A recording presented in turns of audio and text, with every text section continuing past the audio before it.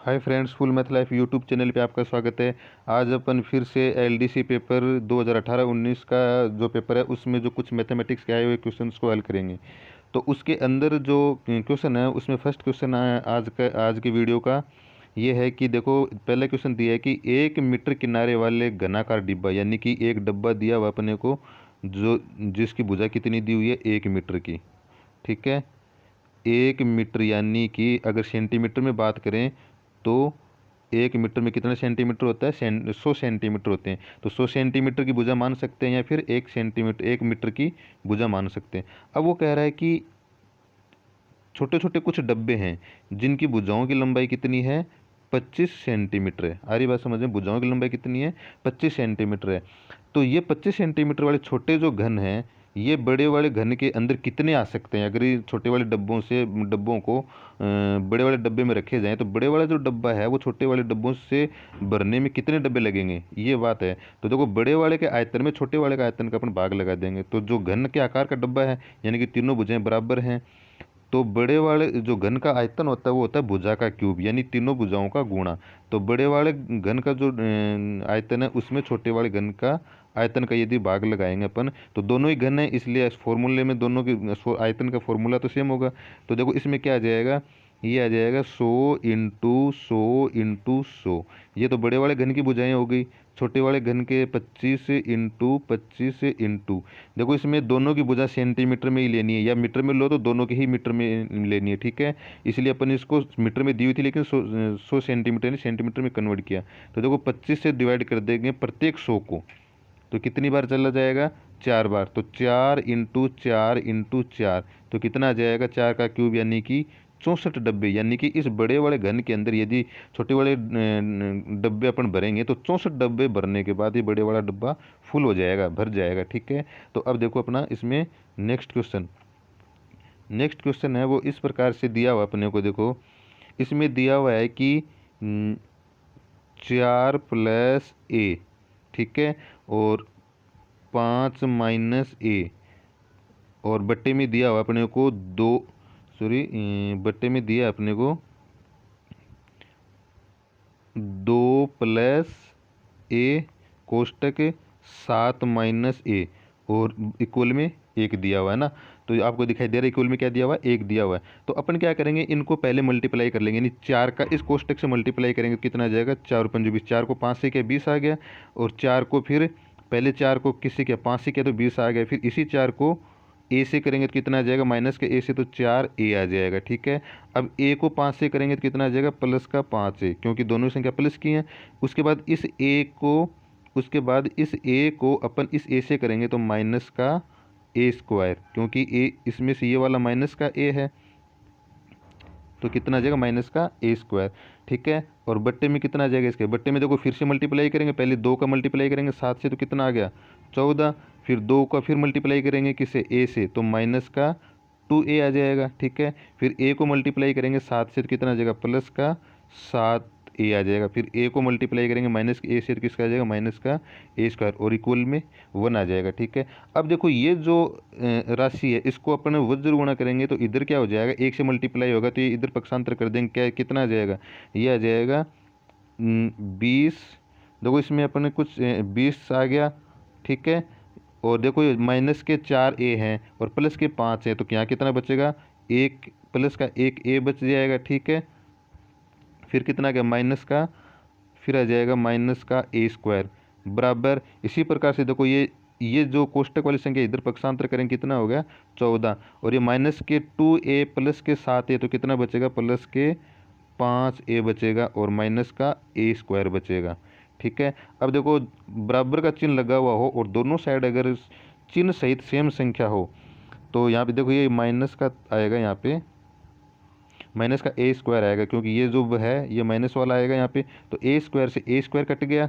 ठीक है, ये कितना है, प्लस का a, और इधर क्या है, प्लस का 5a, तो ये कटेंगे एक दूसरे से क्योंकि सेम चिन्ह वाले कट जाते हैं। यहाँ कितना बचेगा, 4a बचेगा।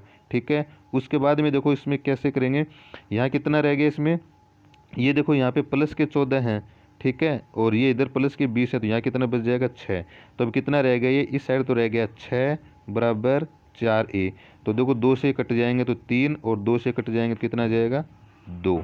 ठीक है, तो ए की वैल्यू कितनी आ जाएगी 3/2। इस प्रकार से इसको हल करेंगे तो अपना ऑप्शन इसमें आ जाएगा, सी वाला ऑप्शन अपना आंसर हो जाएगा। ठीक है, नेक्स्ट जो क्वेश्चन है वो इस प्रकार से है, क्वेश्चन नंबर 3। ठीक है, वो इस प्रकार से दिया हुआ है कि देखो ऐसे लिखा हुआ है इसके अंदर, वर्गमूल दिया हुआ है यानी कि कितना, सॉरी, 4,23,801।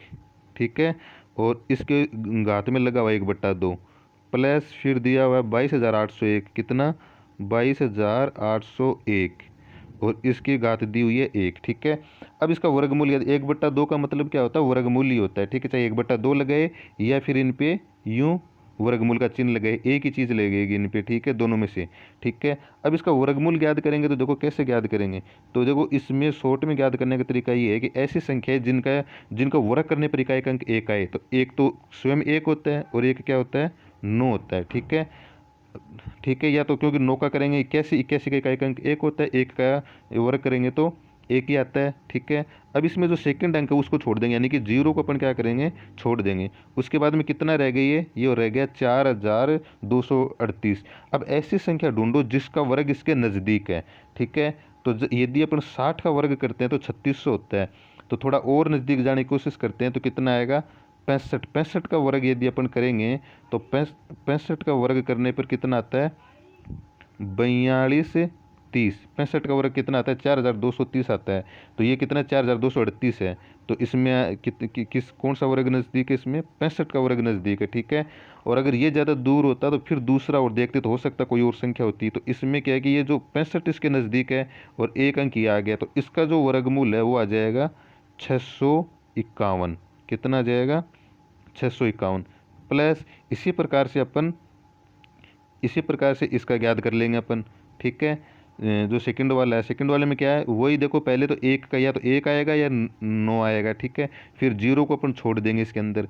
फिर देखो 228 किसके वर्ग के नज़दीक है, 15 के वर्ग के नज़दीक है। इसका मतलब ये किसका वर्ग है, ये है 151 का। ठीक है, किसका है 151 का। अब इन दोनों को यदि अपन जोड़ेंगे तो कितना आ जाएगा 2 5 और 5 10, 6 1 7 और 1 8, तो कितना आ जाएगा, इसका आंसर आ जाएगा 802, यानी कि अपना ऑप्शन आ जाएगा सी वाला। ठीक है, तो अब देखो इसके अंदर नेक्स्ट जो क्वेश्चन है वो इस प्रकार से है।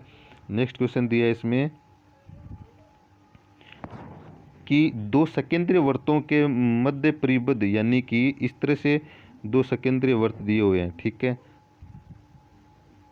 अब इसमें जो दो सकेंद्रीय वृत्त वो होते हैं जिन जिन दो या दो से अधिक वृत्तों का केंद्र एक होता है, वो सेकेंडरी वृत्त कहलाते हैं। तो इनके बीच में ये जो परिबद्ध भाग है, यानी कि जिसको कई छायांकित भाग के नाम से भी जाना जाता है, इसका क्षेत्रफल अपने को दिया हुआ है। कितना दिया हुआ है 286 सेंटीमीटर दिया हुआ है, वर्ग सेंटीमीटर दिया हुआ है। ठीक है, 286 वर्ग सेंटीमीटर दिया हुआ है।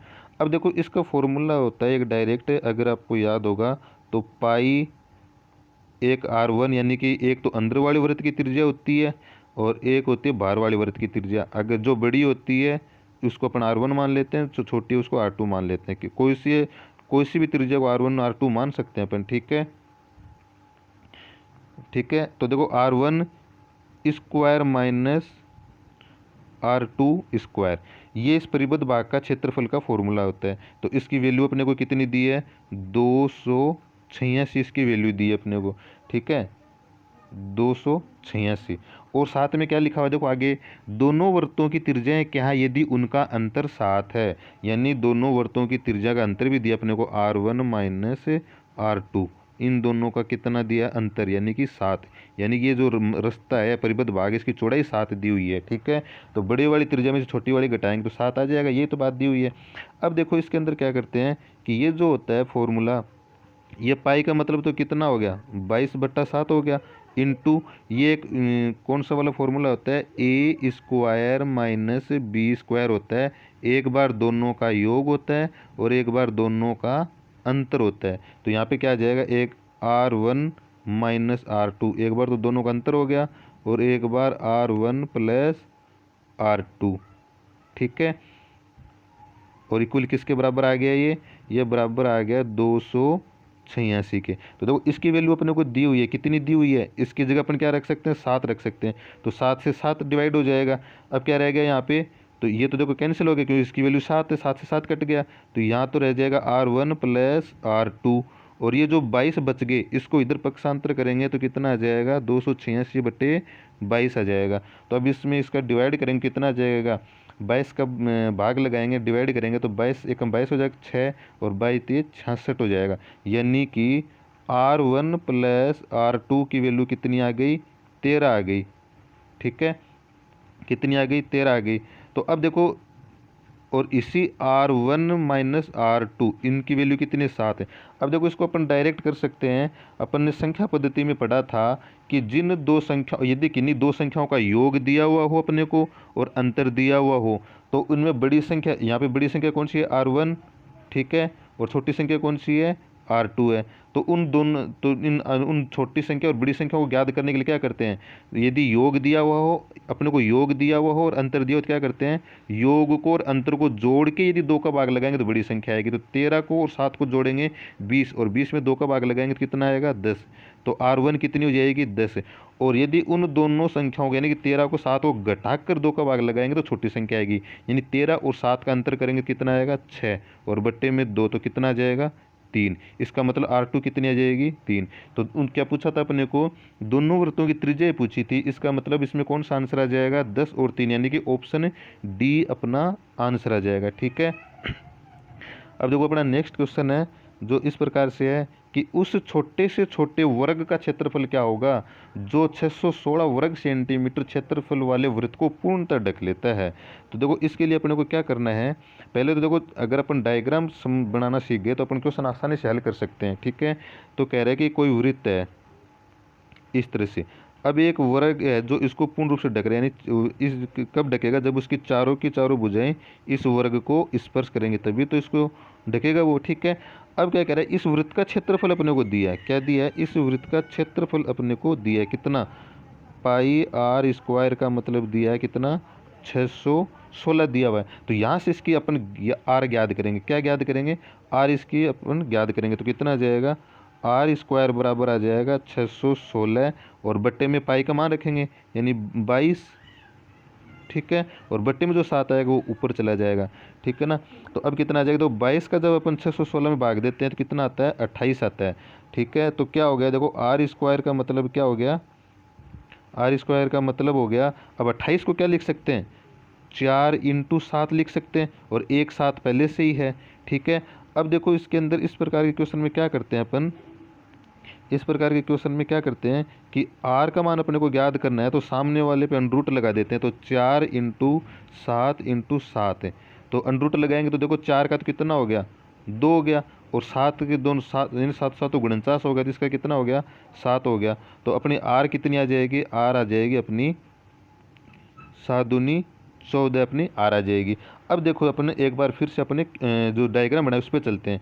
तो इसकी त्रिज्या कितनी आ गई, इसकी त्रिज्या आ गई 14 सेंटीमीटर। तो त्रिज्या 14 सेंटीमीटर आ गई, इसका मतलब देखो यहाँ से लेकर यहाँ तक की दूरी कितनी आ गई, 14 सेंटीमीटर। देखो ध्यान से समझना, और यहाँ से यहाँ तक की दूरी कितनी आ गई, ये भी 14 सेंटीमीटर, क्योंकि त्रिज्या वृत्त की त्रिज्या कहीं भी खींचो चारों तरफ बराबर होती है।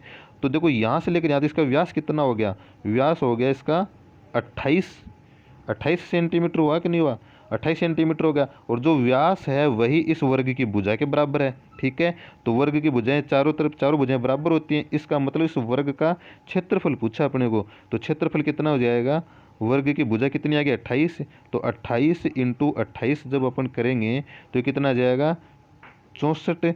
6 सल क्या आ जाएगी, 16 8 दूनी 16 दूनी 32 से 6 कितनी आ जाएगा, 64। 6 सल के आ गई, 8 दूनी 16, 16 दूनी 32 और 6 38, यानी कि 3 सल की 4 7, यानी कि 784 इसका आंसर आ जाएगा। तो कौन सा ऑप्शन आ जाएगा, ऑप्शन ए इसका आंसर आ जाएगा। ठीक है, आ रही बात समझ में। तो देखो अब अपना नेक्स्ट जो है अपना, तो इस प्रकार से अपने आज के संपूर्ण क्वेश्चन हुए, लगभग 4 या 5 क्वेश्चन हो गए होंगे। ठीक है, तो देखो अगर पेपर अब मतलब कि मेरा मतलब है कि अपन ये जो पुराने क्वेश्चन आए हुए हैं उनको हल कराने का मकसद ये है कि प्रत्येक स्टूडेंट को